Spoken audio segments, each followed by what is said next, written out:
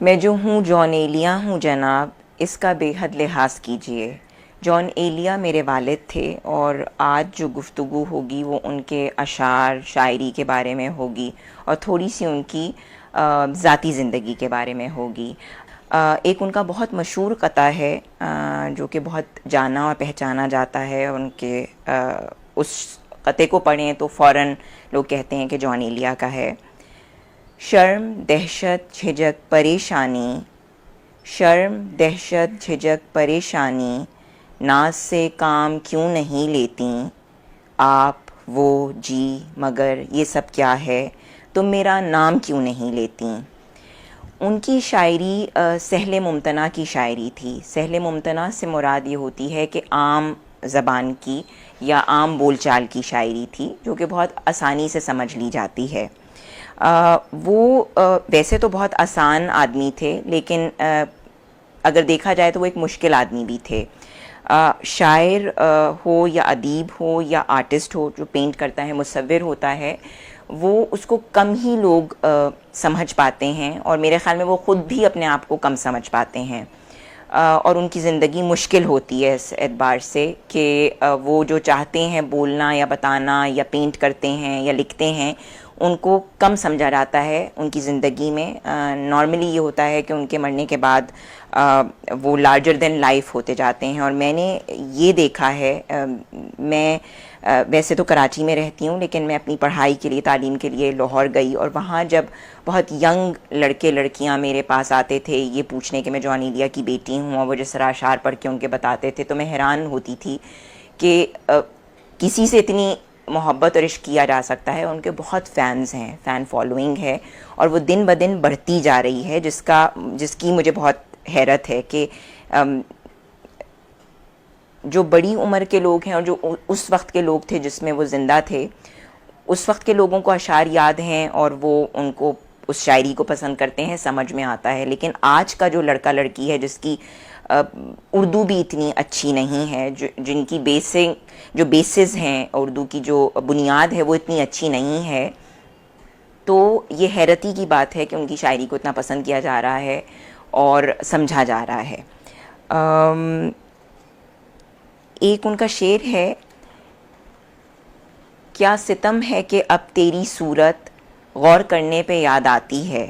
वैसे तो ये एक बहुत सादा शेर है, लेकिन अगर इसको समझने की कोशिश की जाए तो ये इसमें बहुत गहराई है और इसमें तकलीफ़ भी है। जॉन एलिया जो थे वो ईज़ा पसंद भी थे और उनके अंदर अपने आप से इश्क भी था। वो अपने आप से इश्क करते थे और चाहते थे कि लोग उनसे इश्क करें, और वो ये नहीं चाहते थे कि उनके अंदर अगर कोई मनफी चीज़ है और उसका ज़िक्र किया जाए तो वो उस पर बहुत ज़्यादा खुश नहीं होते थे। मेरा उनके साथ बहुत ज़्यादा वक्त तो नहीं गुज़रा। 1993 में उन्होंने घर छोड़ा। मेरे पेरेंट्स की पहले सेपरेशन रही, फिर डिवोर्स हुई। तो 1993 से पहले का जो वक्त था, नॉर्मली ये होता था कि क्योंकि वो शायरी रात को करते थे तो दिन भर सोते थे, तो उनसे बहुत कम टाइम हमारा साथ गुज़रता था। और मैं अपने तीनों बहन भाइयों में सबसे ज़्यादा कोशिश करती थी कि उनसे कुछ पढ़ पाऊँ, क्योंकि स्कूल में हम लोगों को अशार की तशरीह करनी होती थी, हवाले देने होते थे, तो मुझे बहुत होता था कि आप मुझे पढ़ा दें। और वो नाराज़ होते थे इस बात पे, क्योंकि आराम कर रहे होते थे तो वो चाहते थे कि वो आराम करें, और जब वो शायरी कर रहे होते थे तो वो नहीं चाहते थे कि कोई उनको तंग करे। लेकिन मैं फिर भी घुस के बैठ जाती थी और मैं उनको टॉपिक्स बताती जाती थी और मुझे समझाते जाते थे। उनका सिर्फ जो एक्सप्लेन करना 1 घंटे का होता था, चाहे आधे घंटे का या 15 मिनट का, वो इतना ज़्यादा अच्छी तरह से वो समझाते थे कि वो डीप डाउन जाके मेरे बैठ जाता था। और नेक्स्ट डे अगर मुझे कोई मेरा पेपर होता था या एग्ज़ाम होता था तो वो मैं ख़ुद से लिख लिया करती थी और मुझे हाईएस्ट मार्क्स मिलते थे। मेरा बचपन का एक वाक़या है, वो मुझे गपचू कहते थे, मेरी बहन को डूडू और मेरे भाई को धमर धूदू आले मोहम्मद सल्लल्लाहु अलैहि वसल्लम। मेरी बहन का नाम फ़ैनाना फ़रनाम है और मेरे भाई का नाम ज़रियून एलिया है। तो उनसे मैं कहती थी, मुझे बहुत शौक़ था कि मेरे बारे में कोई गज़ल लिखी जाए, तो मैं उनसे कहती थी कि आप मेरे लिए गज़ल लिखें। और वो बहुत हंसते थे कि गज़ल महबूबा के लिए लिखी जाती है, बेटी के लिए नहीं लिखी जाती। और जब वो 1993 में घर छोड़ के गए तो मे बी 1994 या 1995 में उन्होंने मेरी सालगिरह पे एक नज़म लिख के अपने एक फ़ैन के हाथ भिजवाई थी, तो वो मेरे पास आज भी है। उनका एक शेर है, कितनी दिलकश हो तुम, कितना दिल जो हूँ मैं, क्या सितम है कि हम लोग मर जाएंगे। ये शेर भी बहुत सादा है, लेकिन अगर इसकी बुनत देखी जाए तो वो बहुत गहरी है और इसमें भी तकलीफ़ पिन्हा है। उनकी अशार में, उनकी शायरी में तकलीफ़ और पेन का बहुत बड़ा एलिमेंट है। शायर जो होता है वो बहुत हसास होता है, और अगर कुछ भी उसके नज़दीक आसपास कोई भी चीज़ हो रही हो, कोई ऐसा हादसा हो रहा हो शहर में, मुल्क में, दुनिया में, तो मेरे ख़्याल में शायर, अदीब और मुसव्विर जो होता है उस पर सबसे ज़्यादा असर होता है, और वो उनके काम में नज़र आता है।